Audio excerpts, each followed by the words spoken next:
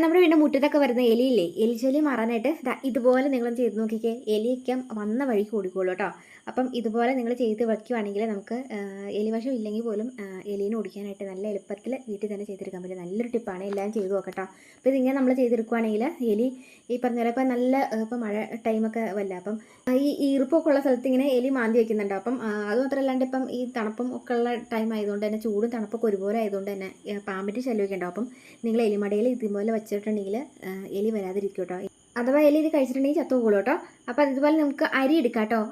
അരി വച്ചിട്ട് ഇത് ചെയ്യുന്നുണ്ട്. പിന്നെ ചില ആളുകൾ ഇതുപോലെ ധാന്യങ്ങളൊക്കെ വെച്ചിട്ട് ഈ എനിക്ക് ഇഷ്ടപ്പെടുന്ന ഈ കപ്പലണ്ടി, അതുപോലെ തന്നെ പയർ, കടലയൊക്കെയില്ലേ, അപ്പോൾ അത് ഇല്ലയെന്ന് വെച്ചാൽ കുഴപ്പമൊന്നുമില്ല. നമുക്ക് എളുപ്പത്തിന് എല്ലാവരുടെ വീട്ടിലും ഈ അരി ഉണ്ടാവുമല്ലോ. അപ്പം ഒന്നില്ലെങ്കിൽ പച്ചരി ഉണ്ടെങ്കിൽ എടുക്കാം കേട്ടോ. ഞാൻ പച്ചരി ഇല്ലാത്തതുകൊണ്ട് ഇതുപോലെ ഒരു സാധാരണ നാട്ടിലായിട്ട് ഞാൻ എടുത്തേക്കുന്നത്. അപ്പോൾ ഞാനിപ്പോൾ ഇതിനകത്തേക്ക് ഇനിയിപ്പോൾ ഒരു ബിസ്ക്കറ്റ് പൊടിച്ചിട്ടുണ്ട്. അപ്പോൾ ഇതിൻ്റെ മണം എന്ന് പറയുന്നത് പ്രത്യേകമായിട്ട് ഇങ്ങനെ എലീനെ ആകർഷിക്കുന്ന പ്രത്യേക മണമാണ്. ഈ അരിയുടെ ആണെങ്കിലും അതുപോലെ തന്നെ ഈ ബിസ്ക്കറ്റിൻ്റെ ഒക്കെ ആണെങ്കിലും. അപ്പം ഇത് രണ്ടും കൂടി നമ്മളിതിങ്ങനെ പൊടിച്ചെടുക്കാം കേട്ടോ.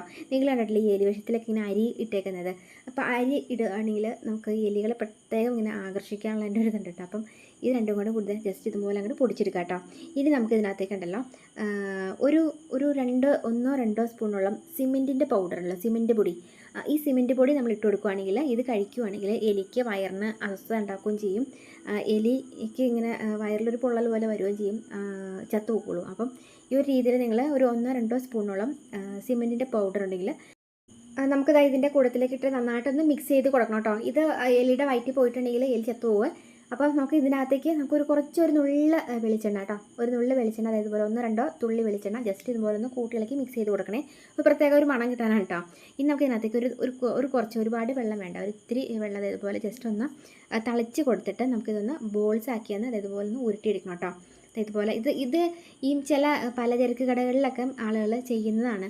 അപ്പം ഈ പലചരക്ക് കടകളിൽ ഇങ്ങനെ ധാന്യമൊക്കെ വച്ചേക്കുന്ന കടല, പയറൊക്കെ വച്ചേക്കുന്നതിൻ്റെ കൂട്ടത്തിൽ ആ ചാക്കിൻ്റെയൊക്കെ സൈഡിൽ എലീനെ ആകർഷിക്കുന്ന ഒരു ഇതാണ് കടലയും പയറൊക്കെ ഉള്ളത്. അപ്പം അത് വച്ചിട്ട് ആളുകൾ അരിക്ക് പകരമായിട്ട് ഇങ്ങനെ കടലയും പയറും ഇതുപോലെ തന്നെ അരിക്ക് പകരമായിട്ട് പൊടിച്ച് ചേർക്കുന്നുണ്ട്. അപ്പം ഇത് പലചരക്ക് കടകളിലൊക്കെ ആളുകൾ ചെയ്യുന്ന ഒരു ടിപ്പാണ് കേട്ടോ. അപ്പം ഒരുപാട് പേർക്ക് റിസൾട്ട് ഉള്ളതാണ്. അപ്പം നമുക്ക് എളുപ്പമല്ലേ, ചെയ്തെടുക്കാവുന്നുള്ളൂ. അപ്പോൾ ഇതുപോലെ നിങ്ങൾ ഉരുട്ടിയെടുത്തിട്ട് ഒന്നല്ലെങ്കിൽ ചിരട്ടയിലോ അതല്ലെങ്കിൽ എലി വരുന്നിരിക്കുന്ന ആ ഒരു ഭാഗത്ത് ഇതുപോലെ നിങ്ങൾക്ക് ഒരു ഒന്നോ രണ്ടോ ബോൾസ് ആക്കി ഇങ്ങനെ വച്ച് കൊടുക്കാം കേട്ടോ.